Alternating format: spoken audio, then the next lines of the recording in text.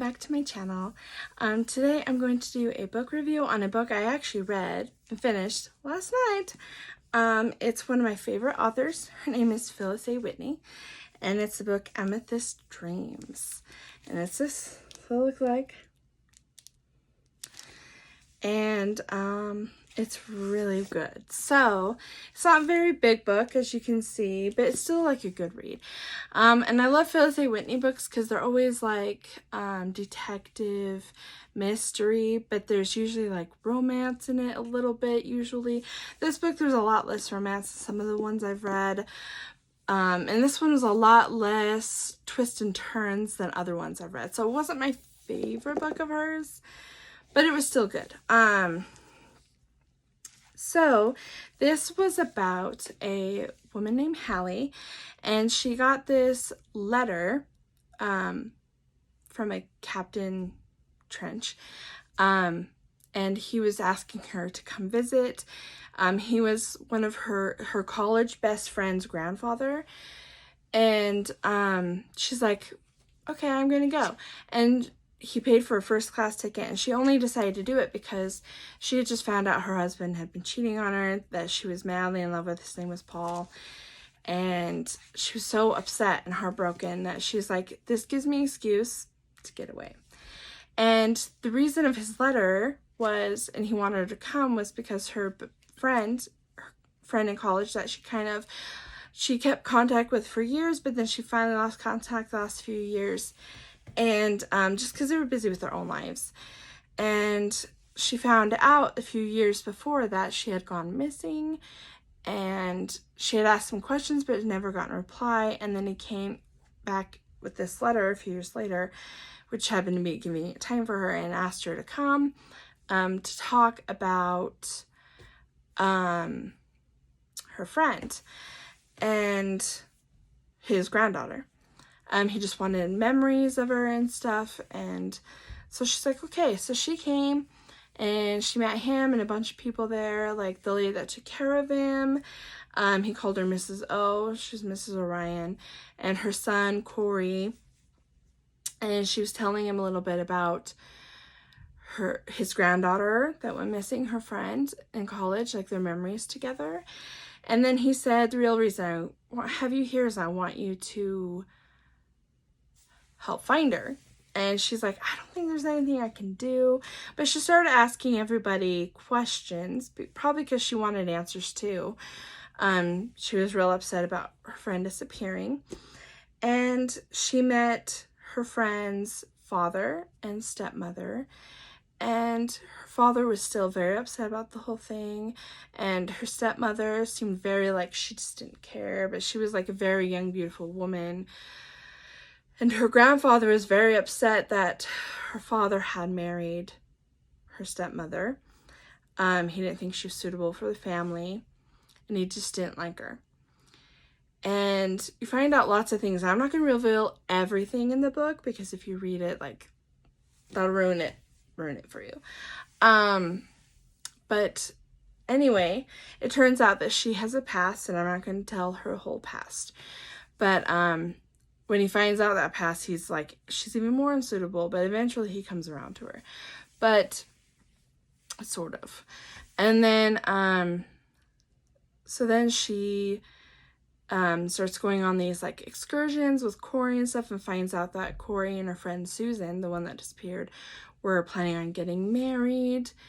And she's very heartbroken about her being gone and disappearing and not knowing where she went. And then their next door neighbors was a friend of the captain's, her grandfather's.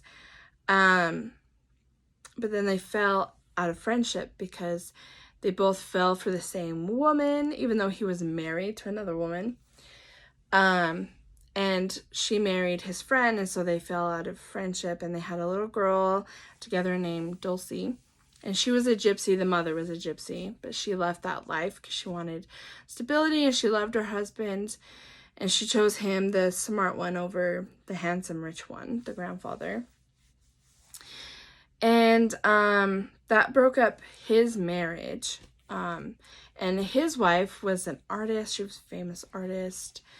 And she was a wonderful person, and she gave Hallie lots of advice, actually, about like going through that, being cheated on, and what she did and what gave her peace, which was to just leave. And she's like, yeah, no, I'm gonna do that. And then she kept seeing guys around that she's like, is that my husband, Paul? And she's like, can't be him. But then finally one time she's like, no, that's totally him. And she's like, I don't know how he found me. And it later revealed that she had accidentally left a business card from the letter to the lawyer of the captain that had written her. And he called the office, and the lawyer said, oh yeah, she's here, and this is where she's at. So that's how I found out where she was. And he kept trying to talk to her to work it out. And she was so mad that she's like, I don't want to talk to you. And then she found out that he was staying at this house near where she was at. And he was actually staying with a famous TV actress. And she knew this actress, and this actress had come up to her and talked to her. And she found out that she was friends with Susan and Corey as kids, and so they decided to talk about Susan. She took her to the house, and that's where she found out that's where he was. And she's like, oh, I'm so sorry, but she encouraged her to like not make the same mistake that she did and just blow off her husband just because of a mistake, to try to work it out. And eventually that's what she did. She went and talked to him, and they were trying to work it out, and they both agreed. He's like, he didn't really apologize, but he kind of did. He just said, you know, I'm living a short life without you, and I don't like it, and I'm not happy without you, and I love you, and I made a mistake, and I just realized that we kind of started growing apart, because he was like in the Hollywood life, he was like a screenwriter, and she was not in that life. Like, she used to do that as well, but she was more like, he loved going to the parties and being social, and she was more like staying home. And he's like, our lives are too separate, and we're not in each other's lives, and we've grown apart. And she's like, I agree. And so they both decided to like re-court and date and get to know each other and immerse themselves into each other's lives, even if it wasn't exactly what they wanted for themselves, that she would be a little bit in his life, he'd be a little bit in her life, and that way it should keep their marriage good. So that was kind of the love part of the happy ending of the book for her. But anyway, she kept asking all these people all these questions about where Susan went and disappeared, and everyone just kept like not telling her much, or going around like, oh, she was like kind of crazy all the time and spacey and just full of life and energy. And she found out from the little girl that she had found an amethyst rock, which one was in Hallie's room where Susan used to live, and the other one Dulcie had in her room. But she says she found it, and there was this cave near the house that used to have a rickety fence, but then her dad, when he found out that she had a dream that Susan had fallen into it, like a nightmare, that he had built up a fence around it for protection for his daughter. But before then, she had found a rock wedged like at the pit, and the amethyst rock, and it was like all cracked and broken. And she was worried that, because that night that Susan disappeared, she had seen Susan and someone that she thought was her mother talking at the pit. And then later on, she found out Susan had been missing, and she was worried that her mother was the cause of it. And that's why she hid the amethyst rock, thinking that maybe she had used it against her. And she's like, don't worry, I'm sure your mother wouldn't have done that. And then she found out later on, because they had found Susan's stepmother under the secret tunnel that Corey, Susan, and Brenda, which was the famous actress lady, had made like a fortress under this old military tunnel. And they had like little meetings and stuff there. And they went to show Hallie this room, and then they found Louise, which is the stepmother, they're unconscious and like she had had a stroke. She had met Mrs. O under there and they were having discussion, and because she was getting stressed, her blood pressure went up and she had a stroke. And Mrs. O had left her there, but then she went back to help her because she was a nurse, but then they were there and they're like, oh, you gotta come help her, and then they called the ambulance. And Mrs. O was kind of freaking out and they couldn't figure out why, and then Louise tried to tell Hallie that it's because she killed her and I know it, and we had a little scuffle, and yeah. But then later on, Louise left the hospital and no one could find her, and they were trying to find her husband to call him and say, hey, she's missing, and she left and we don't know why. And then it came out that Mrs. O went and saw the captain's ex-wife and told her everything. And then when they got back, Louise just showed up and was trying to shut her up and everything. And then her husband showed up and said, what are you doing at the hospital and all this? And then his mother was like, everyone needs to stop and hear the story of what happened to Susan. We finally found out. She brought out the captain so we could hear. And Hallie and Paul and everyone was there. And Louise actually got the guts and told, she said, and she had been in prison before. And I'm not going to reveal the whole reason why, because you need to read the book. But Susan basically had been acting kind of crazy.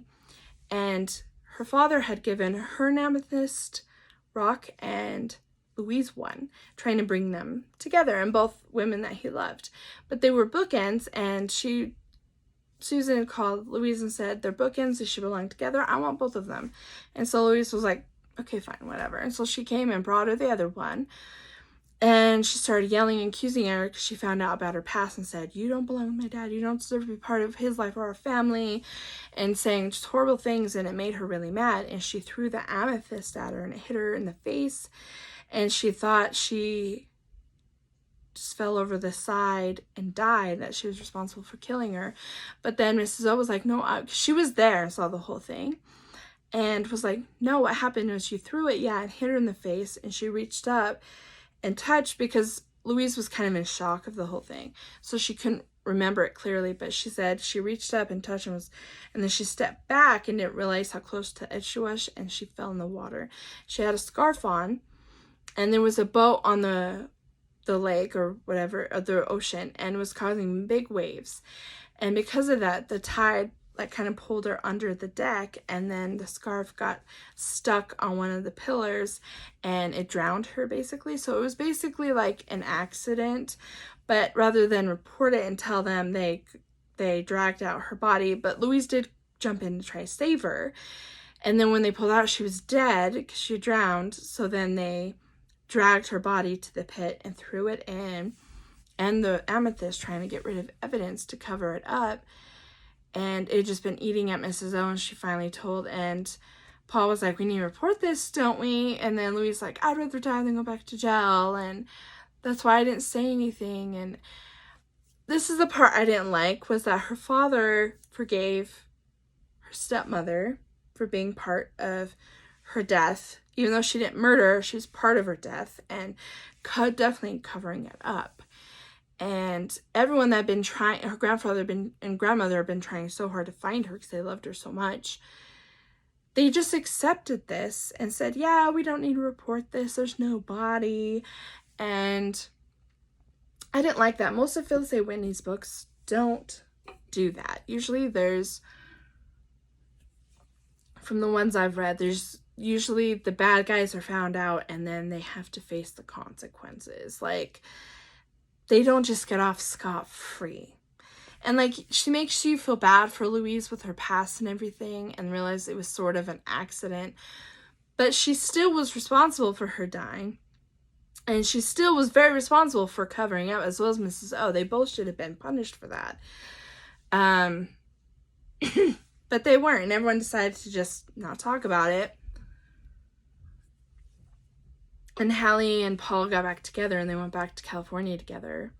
And part of the drama was he was going to make Hallie the beneficiary of his millions of money, which made Louise really mad because he didn't want Louise to have the money. But then now he was like rethinking that to give it to his son. once he found out the truth, because he was going to give everything to Susan, but then she died, and I don't know, it just kind of left it totally unfinished, other than everyone just decided to let it go, and Hallie and her husband went back to California together. So I didn't really like that at all. So like I said, it wasn't my favorite. A lot of her other books are better. Like, there's a bad guy, he tells you all the twists and turns and all the craziness, and then they have to pay for what they did, and then they find love and romance, and the other books usually are a lot better. I wasn't a fan of the Amethyst dreams, and it's called this because the Amethysts give you dreams, and it does give her a few crazy dreams and things and visions, but I don't know. It wasn't my favorite, to say the least, of a Phyllis A. Whitney book. She's one of my favorite authors. I would recommend her with a lot of her other books. This book, you might like it. I wasn't as big of a fan as some of her other books. But anyway, I hope you like this video. Hit like, subscribe, ring the bell, and let me know if you read this book and if you enjoy it. Or if you too like Phyllis A. Whitney, but like her other books maybe better.